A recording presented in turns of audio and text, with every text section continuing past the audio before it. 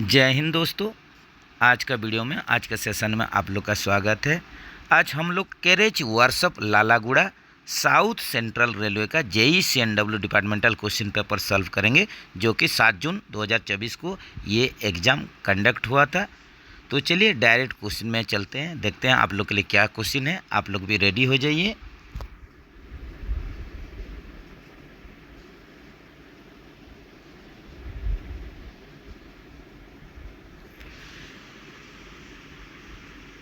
तो जैसे कि पहला क्वेश्चन में हम लोग देख रहे हैं, what is the frequency of domestic power supply in India.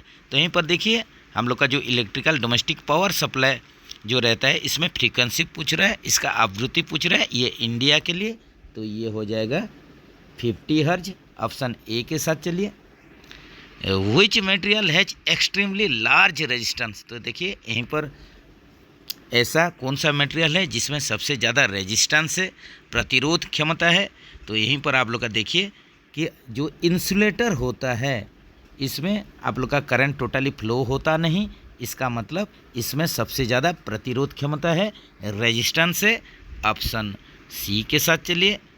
What is the equivalent decibel system of the binary number 1112। तो यहीं पर देखिए सीधी बात है, आप लोग को पूछा है बाइनरी सिस्टम से डेसिमल सिस्टम में ये संख्या को कन्वर्ट कीजिए। तो इसको देख लेते हैं। तो यहीं पर आप लोग का जैसे कि प्रोसेस के अनुसार ये दिया है, आप लोग को बाइनरी सिस्टम में दिया है, इसको डेसिमल करेंगे तो 1112 का बेस 2 है। तो इसको जब भी डेसिमल में कन्वर्ट करेंगे तो ये प्रोसेस रहता है 1 इंटू, ये देख लीजिए 2 टू पावर 3 या 2 cube plus 1 into 2 square plus 1 into 2 to the power 1 plus 1 into 2 to the power 0। यही प्रोसेस होता है। इसको सॉल्व कर दीजिए। ये हो जाएगा 8 हो जाएगा, ये आप लोग का 4 हो जाएगा, ये 2 हो जाएगा, ये 1 हो जाएगा। इसी हिसाब से इसको टोटल कर दीजिए। टोटल कर देने से ये हो जाएगा 15 हो जाएगा। तो आप लोग का 1112 बेस जो बाइनरी सिस्टम है 2 है, इसको डेसिमल में कन्वर्ट करेंगे तो ये 15 होगा, या इसको 15 ऐसे आप लोग का बेस 10 करके भी लिख सकते हैं। तो ऑप्शन में चलते हैं। ये ऑप्शन देखिए, ऑप्शन सी के साथ चलिए।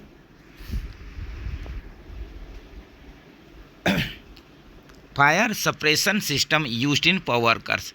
तो जैसे कि आप लोग जानते हैं FDSS सिस्टम होता है, जो कि fire detection and suppression system. ये LWCBSE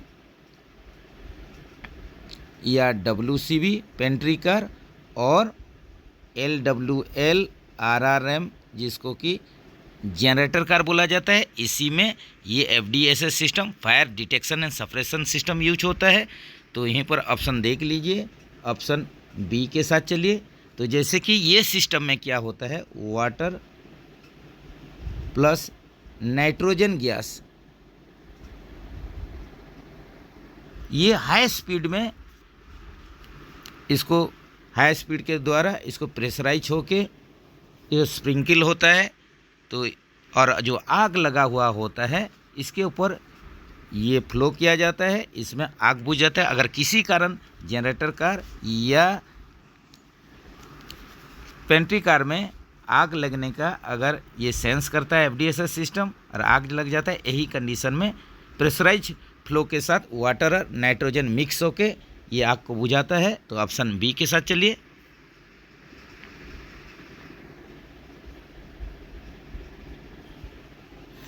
firm use to place a non stuck indent. तो यहीं पर देखिए नॉन स्टक इंडेंट को प्लेस करने के लिए आप लोग को स्टैंडर्ड फॉर्म क्या चाहिए, स्टैंडर्ड फॉर्म S1302, ये नॉन स्टॉक इंडेंट के लिए है। ऑप्शन ए के साथ चलिए।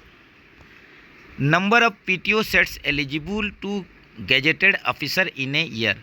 तो यहीं पर देखिए जो राजपत्रित अधिकारी होंगे उनके लिए privilege ticket order PTO sets साल में कितना दिया जाता है। तो साल में ये 4 सेट दिया जाता है। और अगर प्रिविलेज पास पूछेगा, ये पास होगा प्रिविलेज पास, तो पर ईयर गेजेटेड अधिकारी को, राजपत्रित अधिकारी को 6 के संख्या में 6 सेट प्रिविलेज पास दिया जाता है, ये भी याद रखिए।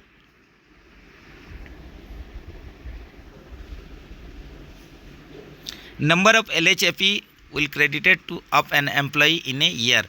तो यहीं पर देखिए LHFE के बारे में बोला है, तो LHFE एक साल में 20 के संख्या में ये क्रेडिट कर दिया जाता है। ऑप्शन डी के साथ चलिए।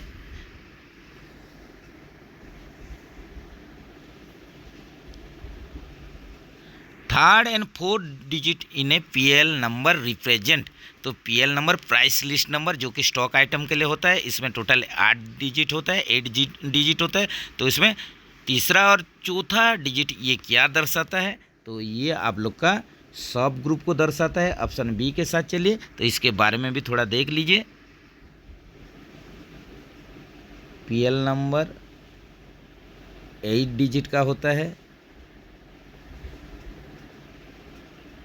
तो इसमें आप लोग का मेन ग्रुप जो रहेगा ये पहला और दूसरा संख्या, पहला और दूसरा डिजिट दर्शाएगा मेन ग्रुप को। सब ग्रुप तीसरा और चौथा डिजिट, आइटम का serial number,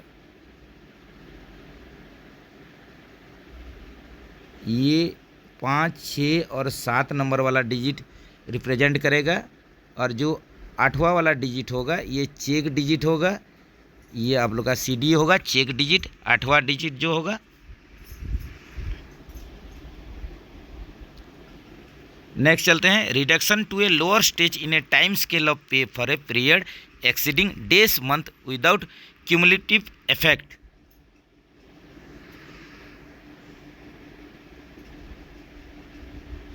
comes under major penalty. तो यहीं पर देखिए आप लोग का जो मेजर पेनल्टी के लिए यहीं पर जो क्वेश्चन है ये आप लोग को रिडक्शन कर दिया जाएगा लोअर स्टेज में। तो ये आप लोग का फॉर ए टाइम स्केल पे फॉर ए पीरियड एक्सीडिंग, तो यहीं पर आप लोग का कितने मंथ के लिए अगर एक्सीड कर दिया जाएगा, बढ़ा दिया जाएगा लोअर स्टेज में आप लोग को लेके इसका पीरियड कितना होने से, कितना महीने होने से जो कि क्यूमुलेटिव इफेक्ट होगा, तो ये कंडीशन में माना जाएगा कि ये मेजर पेनल्टी होगा। तो यहीं पर आप लोग का ये हो जाएगा 36 मंथ हो जाएगा।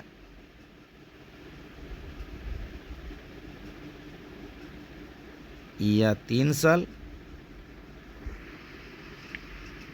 तो ऑप्शन देख लीजिए। यहीं पर संचयी प्रभाव के बिना डेढ़ महीने से अधिक अवधि के लिए वेतन के समय पैमाने में निचले स्तर पर कटौती प्रमुख दंड के अंतर्गत आती है। तो यहीं पर आप लोग देख लीजिए, ये हो जाएगा ऑप्शन बी के साथ चलिए 36 मंथ या 3 ईयर्स हो जाएगा।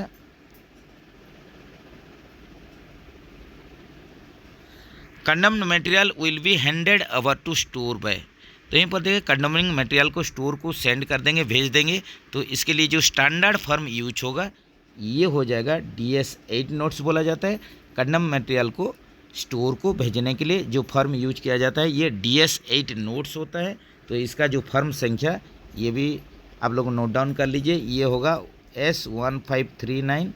ये फर्म संख्या स्टैंडर्ड फर्म है, इसके माध्यम से ही कंडम मटेरियल को स्टोर को भेज दिया जाता है, जिसको कि DS8 नोट भी बोला जाता है, ये भी याद रखिए।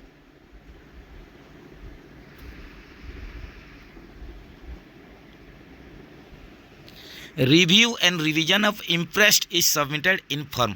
तो यहीं पर देखिए आप लोग का रिव्यू और रिवीजन जो इम्प्रेस स्टोर का होगा इसको सबमिटेड करने के लिए कौन सा फर्म चाहिए, तो इसको सबमिट करने के लिए F27 फर्म चाहिए। नेक्स्ट चलते हैं, fire symbol is drawing in indicated. Drawing में जो फायर सिंबल यूज करते हैं, ये जो सिंबल यूज करते हैं ये आप लोग का डायमीटर को दर्शाता है। तो ऑप्शन बी के साथ चलिए।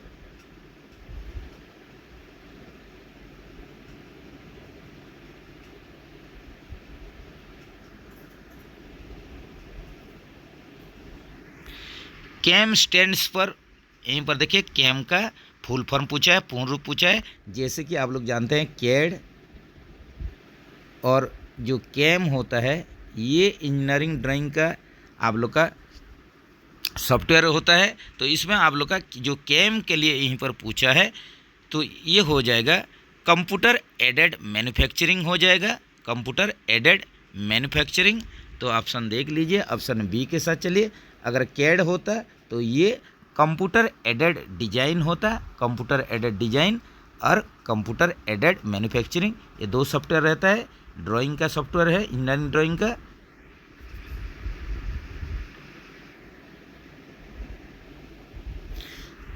ए person who has ultimate control over the affairs of the factory as per factory act 1948 is called as. तो देखिए यहीं पर आप लोग का जो व्यक्ति आप लोग का फैक्ट्री के ऊपर टोटल अल्टीमेट कंट्रोल रहता है तो इनको अब क्या बोला जाता है। फैक्ट्री एक्ट 1948 के अनुसार फैक्ट्री के मामलों पर अंतिम नियंत्रण रखने वाले व्यक्ति को क्या कहा जाता है। तो यहीं पर इसका आंसर होगा ये जो अल्टीमेट कंट्रोल जिसके पास रहता है इनको ऑक्यूपायर बोला जाता है। ऑप्शन ए के साथ चलिए। In CNW pattern of incentive scheme employees are categorize in. तो Chittaranjan locomotive works pattern of जो इंसेंटिव ग्रुप रहता है इसमें आप लोग का जो कर्मचारी रहते हैं, एम्प्लॉयज रहते हैं, इसका कैटेगराइज किया गया है, वर्गीकृत किया गया। तो कितना ग्रुप में इसको वर्गीकृत किया गया है, इसको 3 ग्रुप में वर्गीकृत किया गया है। जैसे कि DW जो कि डायरेक्ट वर्कर,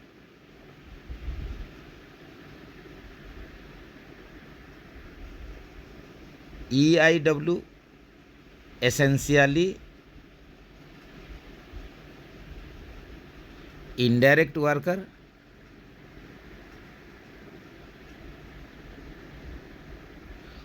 और एक ग्रुप है ये हो जाएगा indirect worker.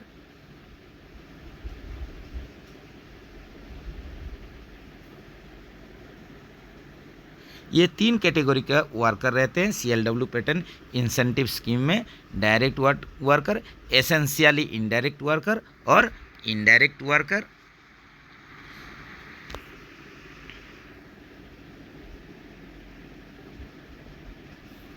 How many digits are in PL नंबर। यहीं पर देखिए ऊपर ही क्वेश्चन में डिस्क्राइब किया गया था तो इसके बारे में बताया गया था। तो PL नंबर जो कि स्टॉक आइटम के लिए रहता है, price list number, store related question है। इसमें 6 आप लोग का ये 8 डिजिट रहता है। ऑप्शन सी के साथ चलिए।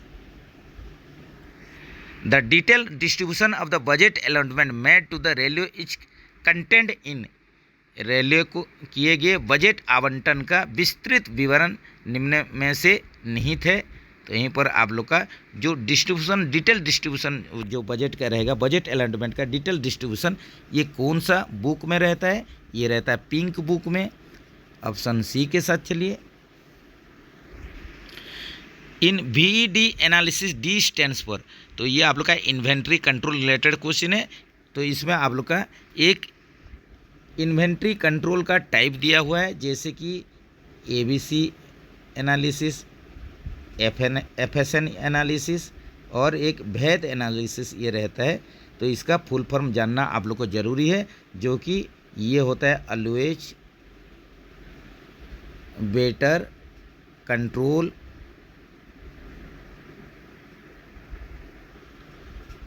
ये आप लोग का FSN एनालिसिस फास्ट,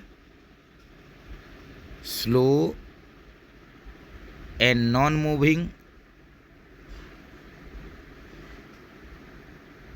और एक एनालिसिस रहता है भेद एनालिसिस, ये होता है वाइटल, एसेंशियल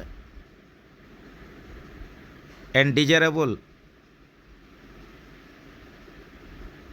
तो यहीं पर भेद एनालिसिस के लिए पूछा है, जो कि इन्वेंट्री रिलेटेड क्वेश्चन है, इन्वेंट्री कंट्रोल रिलेटेड क्वेश्चन है। इसमें भेद एनालिसिस में D स्टैंड्स फॉर, D का फुल फॉर्म क्या है, ये डिजायरेबल है। तो ऑप्शन देख लीजिए, डिजायरेबल आइटम। ऑप्शन सी के साथ चलिए।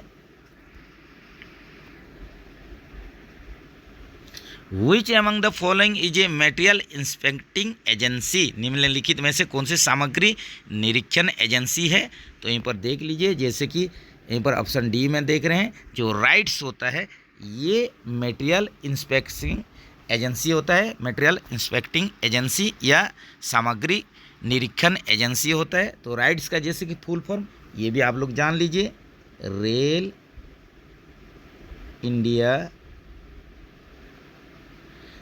इंडिया टेक्निकल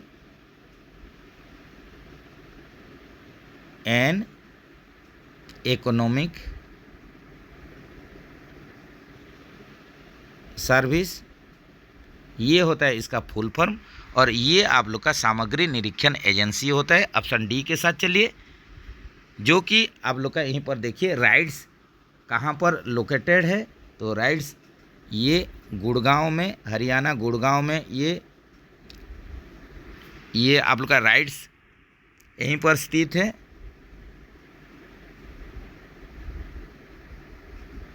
गुड़गांव हरियाणा, जो कि गुरुग्राम नाम से इसका नाम चेंज हो गया, अभी इसका नाम गुरुग्राम हो गया, ये भी जानकारी में रखिए। इसी हिसाब से देखिए इरिसेन जो है इसका भी फुल फॉर्म आप लोग नोट कर सकते हैं, Indian railway institute of Civil Engineering. Indian railway institute of Civil Engineering, ये पुणे महाराष्ट्र में है।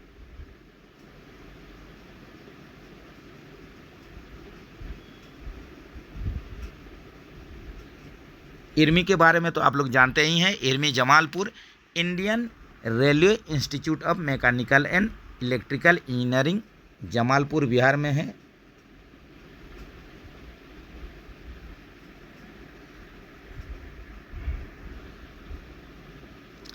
अभी जो भी ग्रुप बी का आप लोग का एग्जाम कंडक्ट करवाता है, NAIR कंडक्ट करवाता है, इसके बारे में आप लोग जानते हैं। National academy of Indian railway, national academy of Indian railway, जो कि पहले RSC के नाम पर जाना जाता था, रेलवे स्टाफ कॉलेज जो कि बड़ोदरा गुजरात में है। तो ये एक्स्ट्रा जानकारी आप लोग रख सकते हैं। SF1 इज इशूड पर, देखिए सिंपल आप लोग का रिपीटेड क्वेश्चन है। SF1 स्टैंडर्ड फॉर्म नंबर 1, ये आप लोग का सस्पेंशन के लिए दिया जाता है, निलंबन के लिए, माइनर पेनल्टी के लिए आप लोग का दिया जाता है SF11। Which agent is used in plasma cutting, तो प्लाज्मा कटिंग जैसे कि स्टेनलेस स्टील कटिंग के लिए सबसे बेहतरीन प्लाज्मा कटिंग यूज किया जाता है। Plasma cutting process stainless steel cutting के लिए यूज किया जाता है। तो स्टेनलेस स्टील आप लोग जो कटिंग करेंगे प्लाज्मा कटिंग के माध्यम से, इसके लिए जो एजेंट रहेगा ये क्या होगा, ऑप्शन में चलते हैं। तो प्लाज्मा कटिंग के लिए आप लोग का जो कंप्रेस्ड एयर इसमें यूज होता है, ऑप्शन सी के साथ चलिए। What is the full name of crease, तो क्रीस का यहीं पर फुल फॉर्म पूछा है। तो इंडियन रेलवे में जो भी आप लोग का सॉफ्टवेयर सब यूज हो रहा है, इसका डेवलप क्रीस करता है। तो क्रीस का आप लोग यहीं पर पूर्ण रूप बताइए, फुल फॉर्म क्या हो सकता है। तो ऑप्शन में देख लीजिए, यहीं पर आप लोग का हो जाएगा क्रीस का full form centre for railway information system, centre for railway information system, इसका पूर्ण रूप हो जाएगा। ऑप्शन बी के साथ चलिए। What is the designation of head of NAIR Vadodara, तो बड़ोदरा में जो NAIR है तो इसका national academy of Indian railway या रेलवे स्टाफ कॉलेज पहले इसका नाम होता था। तो इसका जो हेड रहेंगे इनका डेजिग्नेशन क्या नाम से जाना जाता है, तो इनका जो हेड रहेंगे इनका जो डेजिग्नेशन रहेगा इनको डायरेक्टर जनरल के नाम से जाना जाता है, DG के नाम से। NAIR का जो हेड रहेंगे वो होंगे DG हो जाएंगे। तो ऑप्शन ए के साथ चलिए।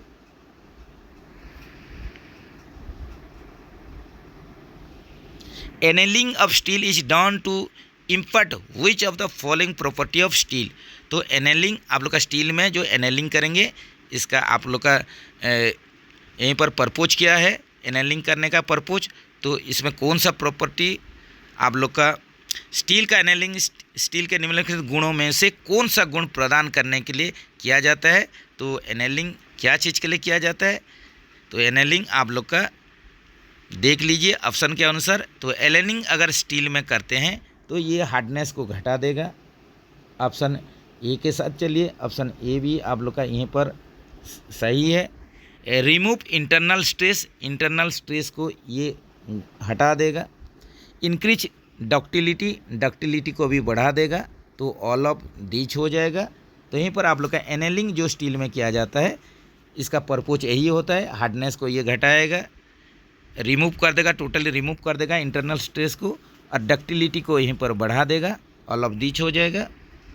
नेक्स्ट चलते हैं, in which area ISO 3834 is awarded to maintain certain parameters. तो यहीं पर देखिए क्वेश्चन है ISO 3834 International Organization for Standardization, जो आप लोग का ISO सर्टिफिकेशन करेगा 3834, ये किसके साथ रिलेटेड है? ये वेल्डिंग मैनेजमेंट के साथ रिलेटेड है। ऑप्शन बी के साथ चलिए, B class of fire is following materials. तो यहीं पर देखिए बी क्लास फायर के लिए पूछा है, तो कौन सा मटेरियल से लगा हुआ आग को यहीं पर बी क्लास फायर बोला जाएगा? तो इसका सही ऑप्शन क्या हो जाएगा?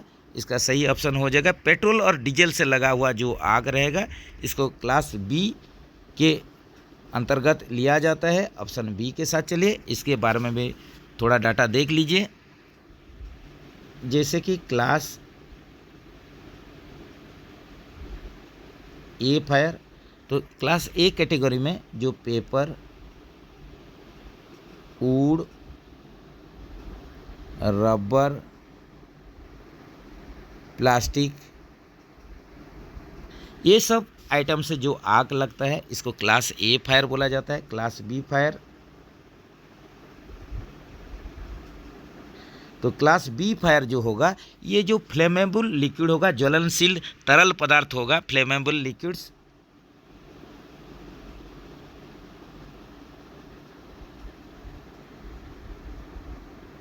जैसे कि यहीं पर आप लोग का पेट्रोल,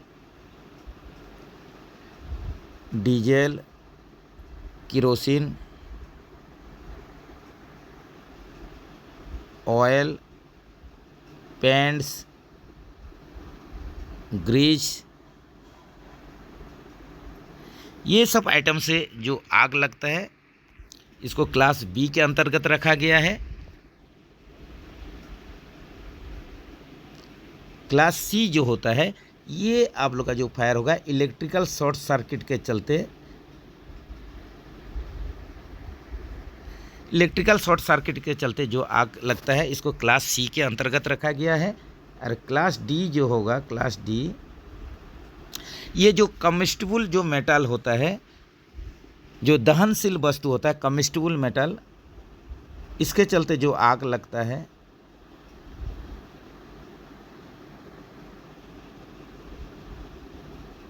कम्बस्टिबल मेटल्स जैसे कि मैग्नीशियम, पोटासियम, सोडियम, एल्यूमिनियम, ये सब मेटल के चलते जो आग लगता है इसको क्लास डी में रखा गया है। तो ये भी एक्स्ट्रा जानकारी आप लोग रखिए। जैगलो testing of the following components is done. जैगलो टेस्ट किस में किया जाता है? तो यहीं पर देख लीजिए, ऑप्शन देख के आप लोग सही आंसर लीजिए। तो जो रोलर बियरिंग रहेगा इसमें जैगलो टेस्ट किया जाता है। ऑप्शन डी के साथ चलिए। जैसे कि एक्सेल के ऊपर आप लोग का इंटरनल क्रैक जानने के लिए UST करते हैं, अल्ट्रासोनिक टेस्टिंग के माध्यम से इंटरनल क्रैक, अंदरूनी जो दरार रहेगा इसको आइडेंटिफाई करते हैं। नकल या आप लोग का कपलर में ये DPT टेस्ट किया जाता है, ड्राई पेनेट्रेशन टेस्ट करके इसका क्रैक डिटेक्ट किया जाता है, ये भी जानकारी रखिए।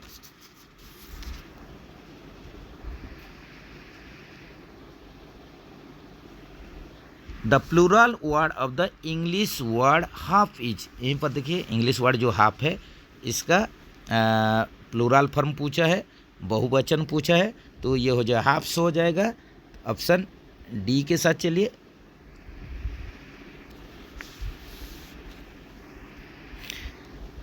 Level colour code of the compressed air pipeline as per IS code.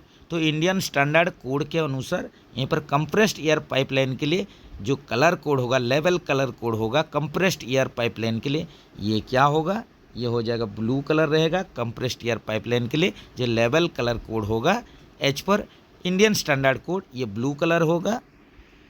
Newton's law of the motion gives the measure of, तो जैसे कि न्यूटन का लॉ रहता है, न्यूटन लॉ के अनुसार यहीं पर देखिए मोशन के बारे में बताया गया है। तो Newton law of motion gives the measure of, तो ये क्या मेजर करेगा, न्यूटन का गति का नियम किसका माप देता है, ये फोर्स का देता है, फोर्स। तो जैसे कि यहीं पर जो फार्मूला रहता है force is equal to M A रहता है, जिसमें कि आप लोग का एम जो होता है मास होता है और जो ए होता है ये त्वरण होता है, एक्सीलरेशन होता है।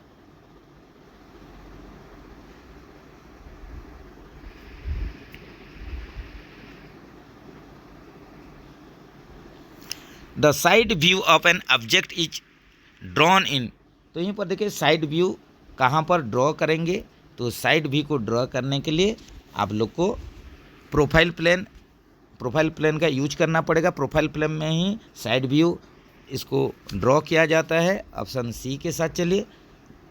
तो जैसे कि आप लोग फ्रंट व्यू होगा, फ्रंट व्यू ये वर्टिकल प्लेन में होगा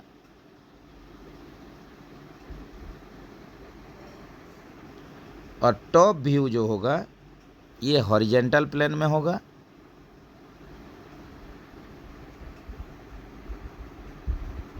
और जो साइड व्यू होगा ये प्रोफाइल प्लेन में होगा।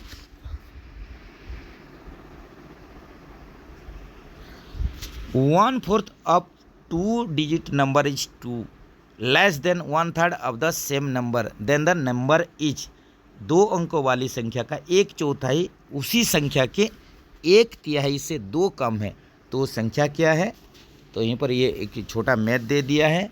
तो जैसे कि बोले हैं मैथ भी कभी कभी आप लोग देखिए एग्जाम में कोई डिपार्टमेंटल एग्जाम का आ ही जा रहा है, तो इसको भी आप लोग को थोड़ा ध्यान देना पड़ेगा। तो यहीं पर देख लीजिए आप लोगों को पूछा है 1/4 of A 2 digit number is 2 अंकों वाली संख्या का 1/4, देखिए क्या है 2 less than 1/3 of the same number, 2 अंकों वाली संख्या का 1/4 उसी संख्या का 1/3 से 2 कम है, तो संख्या क्या होगा, देन द नंबर इज। तो यहीं पर देख लीजिए और नंबर को आप लोग एक्स सपोज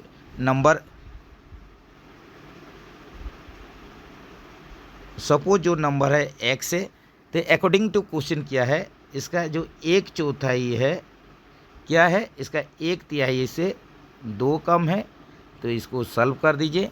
तो इसको सॉल्व करेंगे तो ये आप लोग का हो जाएगा।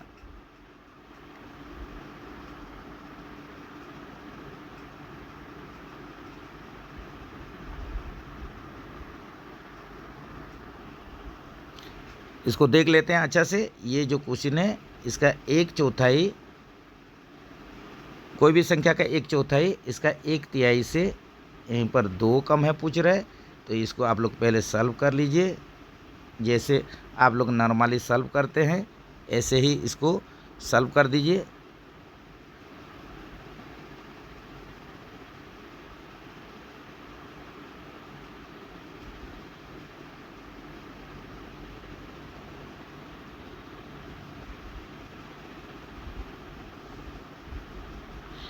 तो यहीं पर x का वैल्यू 24 निकल जाएगा, तो संख्या क्या होगा, वो संख्या जो होगा 24 होगा, 24 होगा। तो ऑप्शन देख लीजिए, ऑप्शन डी के साथ चलिए। और एक तो मैथ दे दिया है, if a triangle base S is inserted within square of the base S, find out the ratio between the area of triangle to the area of square. तो यहीं पर आप लोग को पूछा है, तो एक ट्राइंगल जिसका बेस एस होगा इसको इंसर्ट कर दीजिए, इसको अंदर डाल दीजिए, जो कि स्क्वायर का बेस भी एस होगा। तो यही कंडीशन में यहीं पर एरिया ऑफ ट्राइंगल जो त्रिभुज का उसका क्षेत्रफल निकालिए, और जो स्क्वायर है वर्ग क्षेत्र का इसका भी क्षेत्रफल निकाल लीजिए वर्ग क्षेत्र का, और इसके बीच में रेशो निकालिए, अनुपात निकालिए। तो जैसे कि यहीं पर देख सकते हैं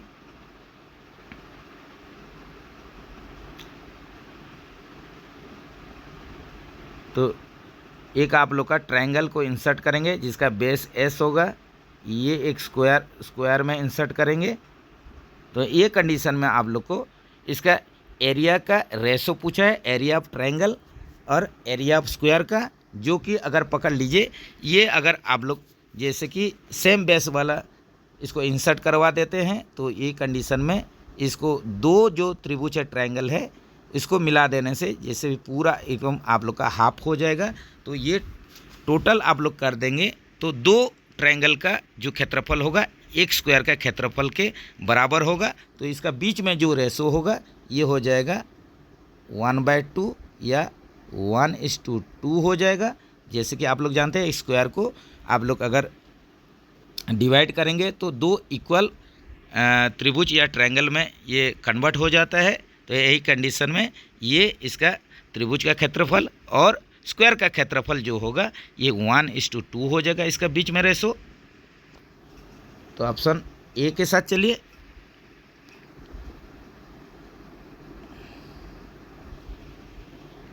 If the cost price of 100 articles is equal to selling price of 75 articles, then find out the profit percentage।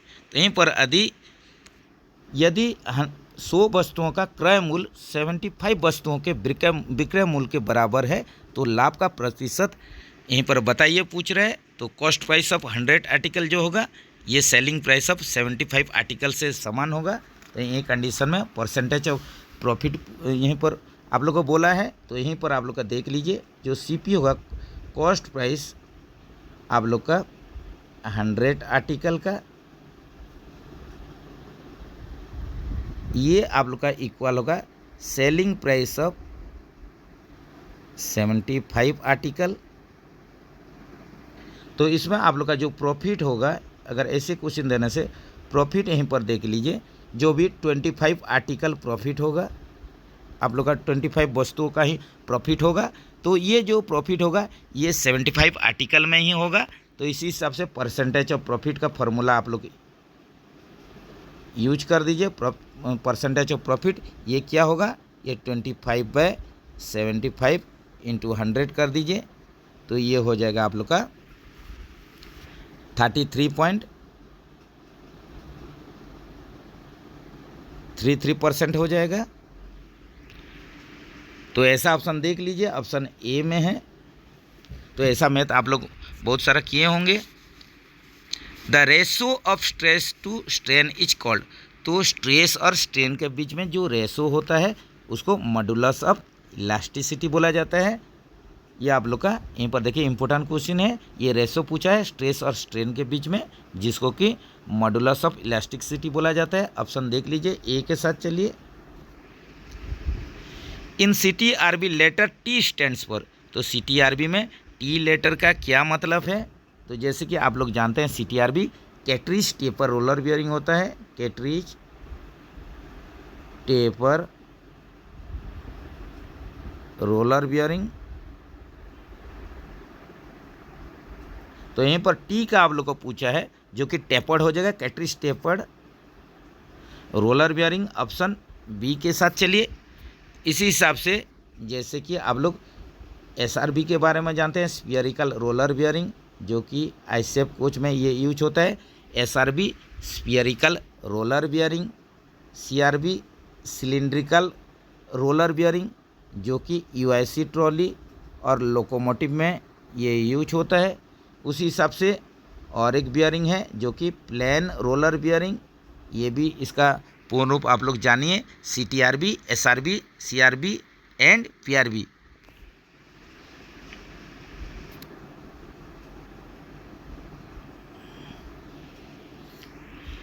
How many women should be employed in a factory for provision of creches for children for women employees. तो एक आप लोग का factory में कारखाना में कितने से ज़्यादा अगर एम्प्लॉय काम कर रहे हैं कितना एम्प्लॉय काम कर रहे हैं तो यहीं पर शिशु सदन का फैसिलिटी होना चाहिए। तो कोई भी अगर कारखाना में फैक्ट्री में 30 या इससे ऊपर अगर महिला कर्मचारी काम कर रहे हैं उनका बच्चों का देखभाल के लिए शिशु गृह या शिशु सदन का फैसिलिटी होना चाहिए, क्रीचेस का फैसिलिटी होना चाहिए। तो ऑप्शन देख लीजिए, ऑप्शन डी के साथ चलिए। RDSO is located at, RDSO ये लखनऊ में है। Research design and standard organization Lucknow UP में स्थित है।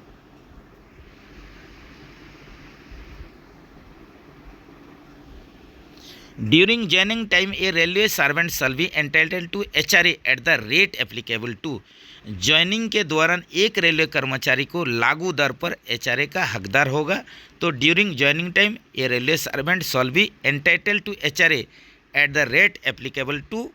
तो यहीं पर ज्वाइनिंग टाइम जो आप लोग का रहता है, यही कंडीशन रेलवे सर्वेंट को जो HRA दिया जाएगा ये ओल्ड स्टेशन के अनुसार वही रेट में ही दिया जाएगा।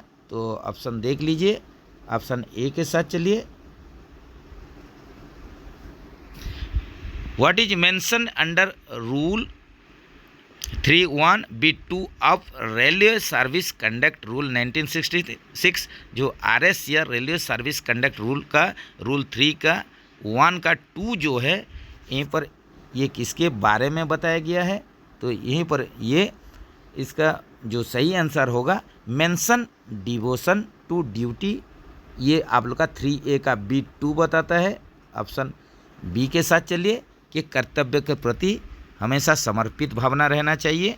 Maintain devotion to duty, option B के साथ चलिए।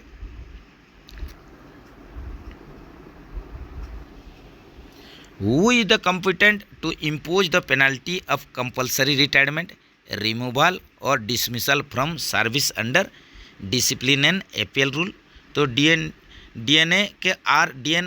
के अंतर्गत अनिवार्य सेवानिवृत्ति, निष्कासन या सेवा से बर्खास्तगी का दंड लगाने का सक्षम अधिकारी कौन होते हैं?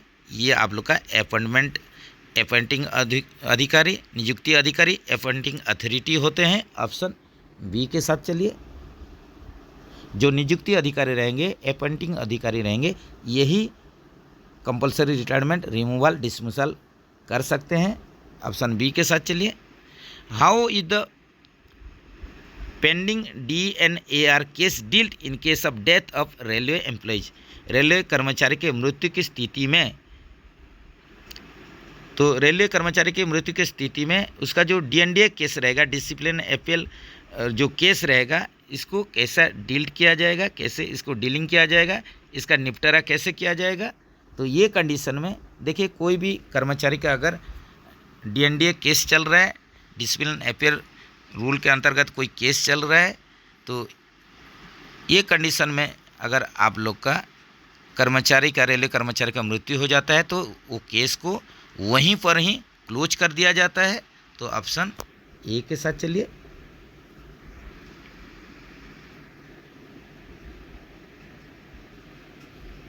Under which circumstances compensate ground appointment is not admissible, किन परिस्थितियों में अनुकंपा के आधार पर नियुक्ति स्वीकार नहीं है। जो कंपनसेट ग्राउंड अपॉइंटमेंट है, ये आप लोग का स्वीकार्य नहीं है। कौन सा कंडीशन में, कौन सा सर्कमस्टेंस में, तो ये आप लोग का ऑप्शन देख लीजिए। तो यहीं पर ऑप्शन में देखिए 43 का जो ऑप्शन डी है, मेडिकली अगर डी कैटेगराइज हो जाएंगे, उस less than 5 year service left, और 5 साल आप लोग का सर्विस बचा हुआ है, लेकिन मेडिकली डी कैटेगराइज हो गए हैं। तो यही कंडीशन में आप लोग का जो अनुकंपा के आधार पर नियुक्ति, ये आप लोग का एडमिसिबल नहीं होगा, स्वीकार नहीं होगा।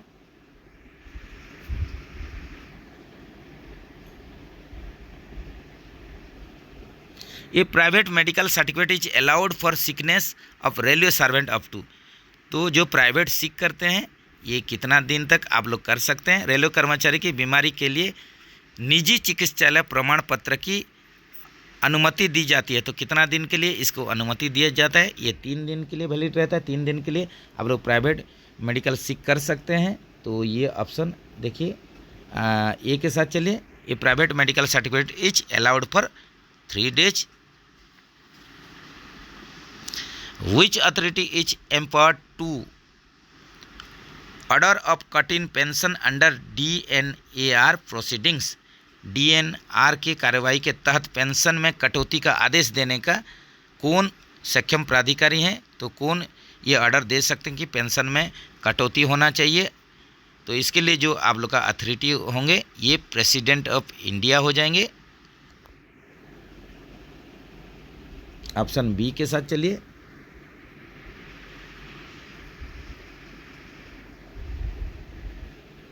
Study leave shall be counted as per service for which of the benefits? अध्ययन अवकाश को किस लाभ के लिए सेवा के रूप में गिना जाएगा?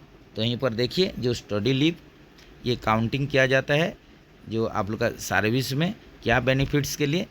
तो इसमें आप लोग का इंक्रीमेंट हो जाएगा, सीनियरिटी हो जाएगा, प्रमोशन हो जाएगा। तो यहीं पर ऑल ऑफ दीज हो जाएगा। Certificate which is not acceptable as proof of death of birth? तो डेथ ऑफ बर्थ के लिए कौन सा सर्टिफिकेट जो है ये आप लोग का स्वीकार नहीं है? तो एसएससी का बोर्ड सर्टिफिकेट ये तो स्वीकार है, मैट्रिक मार्कशीट, एसएससी का मार्कशीट आप लोग का स्वीकार है। उसके बाद एक देख लीजिए बैप्टिज्म सर्टिफिकेट, ये भी आप लोग का स्वीकार है। म्युनिसिपल से जो सर्टिफिकेट ये भी आप लोग का स्वीकार है। लेकिन यहीं पर जो आप लोग का हॉरोस्कोप है जो कि व्यक्ति के जन्म के समय ग्रह और नक्षत्र की स्थिति को देख के इसका आधार पर जन्म पत्री या जन्म कुंडली जो बनाया जाता है हॉरोस्कोप, तो इसको स्वीकार नहीं किया जाता है। तो ऑप्शन डी के साथ चलिए। ये आप लोग का हॉरोस्कोप वाला जो डेथ ऑफ बर्थ सर्टिफिकेट है इसको ये एक्सेप्टेबल नहीं है, ये स्वीकार नहीं है। What can the leave sanctioning authority not to do amongst the following? छुट्टी स्वीकृत करने वाला प्राधिकारी इनमें से क्या नहीं कर सकता है?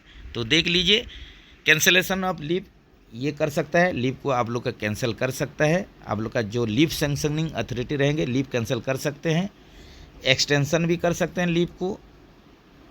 लेकिन यहीं पर देखिए change of type of leave जो आप लोग अप्लाई किए होंगे, अगर CL अप्लाई करेंगे तो इसको LAP में या दूसरा कोई लीव में ये कन्वर्ट चेंज नहीं कर सकते हैं। तो चेंज ऑफ जो आप लोग का टाइप ऑफ लीव है इसको चेंज नहीं कर सकते हैं। तो ऑप्शन आप लोग C के साथ चलिए।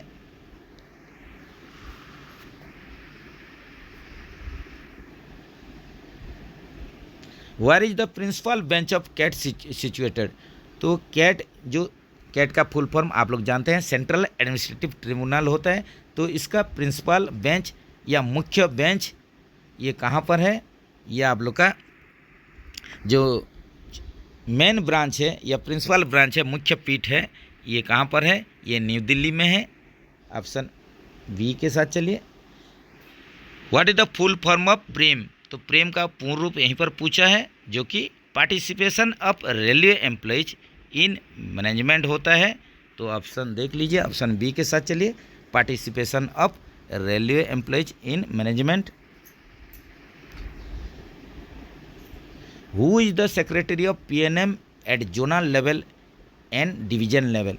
तो जोनल लेवल और डिविजनल लेवल में परमानेंट नेगोशिएटिंग मशीनरी जो होता है इसका सेक्रेटरी कौन होते हैं? तो जोनल लेवल में ये PCPO साहब हो जाएंगे और डिवीजन लेवल में सीनियर DPO हो जाएंगे। ऑप्शन सी के साथ चलिए। तो यहीं पर अगर चेयरमैन पूछा होता, chairman at zonal level and division level, तो यहीं पर GM होते और आप लोग का डिवीजन में DRM होते, जोन में GM होते और डिवीजन में DRM साहब होते हैं। Which of the following facility do not come with the purview of welfare measure under factory act? तो इनमें से कौन सी सुविधा फैक्ट्री अधिनियम के तहत कल्याणकारी उपाय के दायरे में नहीं आता है? तो यहीं पर देख सकते हैं आप लोग का ऑप्शन में चलिए। तो facility of seating and washing, तो बैठने का और वॉशिंग करने के लिए ये फैसिलिटी रहना ज़रूरी है। Facility of first aid appliance, first aid का सुविधा ज़रूर होना चाहिए। एम्बुलेंस का भी सुविधा होना चाहिए। लेकिन ऑप्शन सी में देखिए facility of bed for sleeping, तो यहीं पर आप लोग का सोने के लिए आप लोग का बेड का सुविधा मुहैया करवाया जाएगा, इसका सुविधा फैसिलिटी करवा दिया जाएगा। ये आप लोग का गलत है, ये होगा नहीं। तो ऑप्शन सी के साथ चलिए। तो ये आप लोग का एक welfare measure under factory act में नहीं आता है ये फैसिलिटी। ऑप्शन सी में है facility of bed for sleeping, सोने के लिए बेड का सुविधा।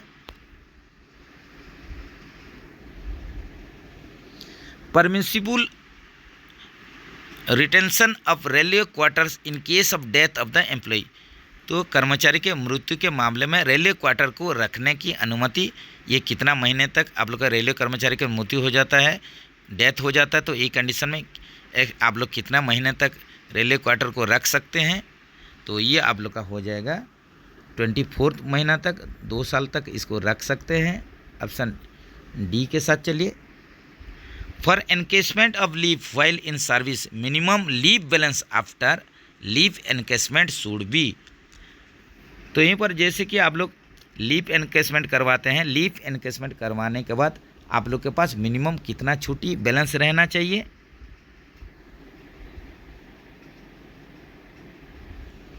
तो यहीं पर देखिए ऑप्शन में चलते हैं। तो लीव एनकेसमेंट के बाद आपके पास 30 के संख्या में लीव रहना चाहिए, छुट्टी रहना चाहिए। तो ऑप्शन देख लीजिए, ऑप्शन डी के साथ चलिए।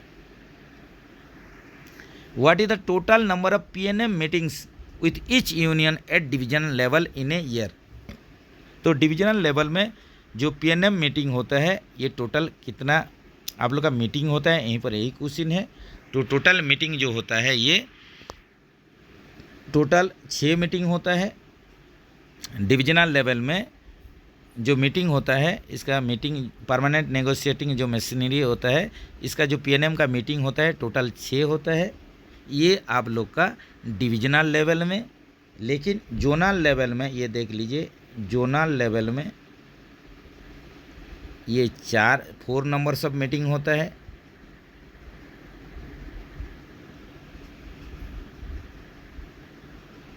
इसी हिसाब से रेलवे बोर्ड लेवल में PNM का मीटिंग रेलवे बोर्ड लेवल में 1 साल में 2 मीटिंग होता है, 2 नंबर्स। तो ये भी आप लोग ये भी जानकारी आप लोग रखिए।